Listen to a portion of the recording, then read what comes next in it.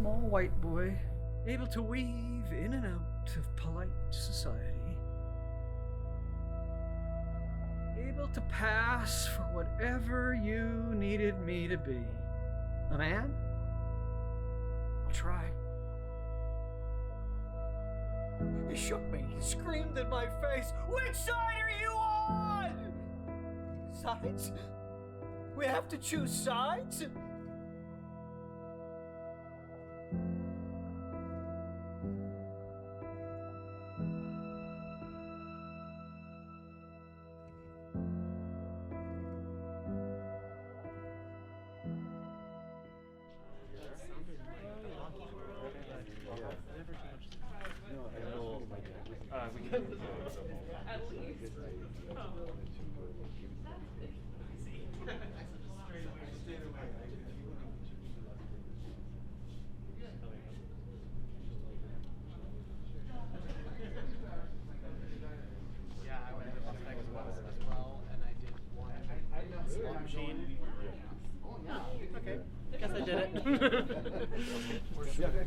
But are you, does that land while you're on your knees then? Yeah, everything's all on my knees. Okay.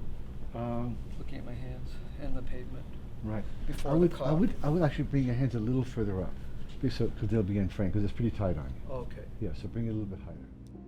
It's really ultimately about paying tribute to my friends that I knew when I first came to Toronto.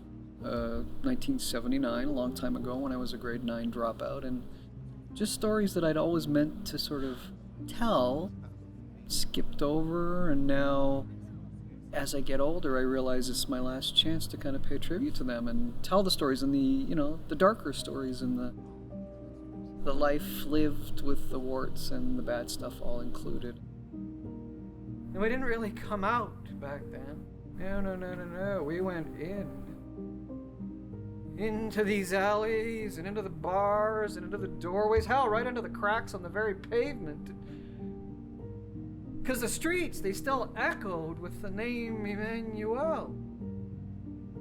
Emmanuel Jacks. God, how can that seem like a simpler thing?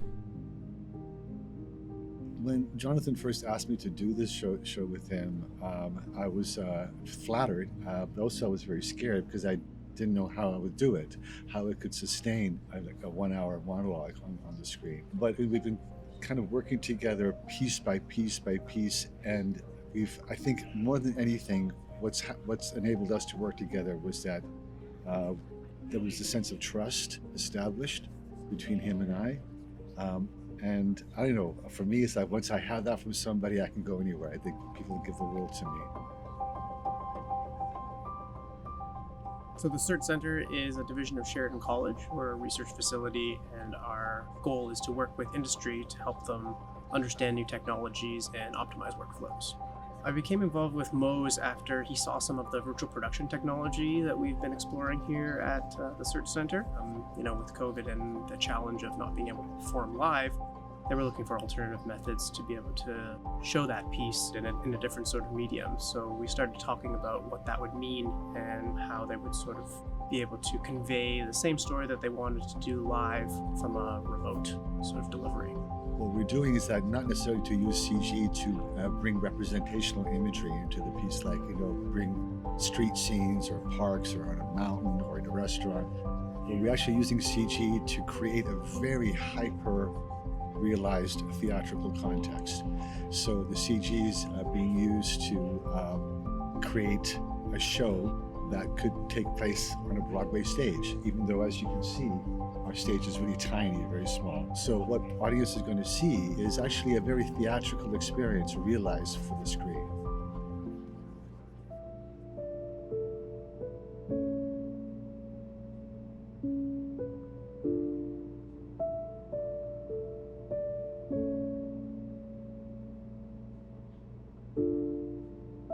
The process takes a while. It's been 3 years, which has turned out to be a good thing, because at the beginning I was approaching it almost from a historical lecture point of view, hitting points of interest, and this is what happened, and archival footage, and in the development it's become the personal story.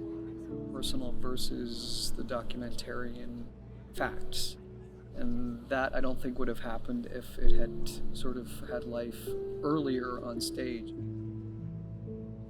In the beginning, I think this is fair to say that there was more of a character of Jonathan, sort of telling a story and painting a picture of the past. And what's happened now is that it really is about Jonathan in the present, trying to reconcile that and move forward. And I think an audience can't help but be more engaged in a narrative that is really personal, that brings us through change or realization, because the past can be easily documented and those stories can be researched. But we as an audience want to go on a journey with someone and see them go on a journey as well. And then I felt this force pulling me up. I levitated off the ground. God? No. Was a cop. Had me by my shirt. Which side are you on? He pulled me and shook me and screamed in my face. Which side are you on? Sides? We gotta choose sides? And I weakly pointed at the St. Charles. Then what the hell did you expect?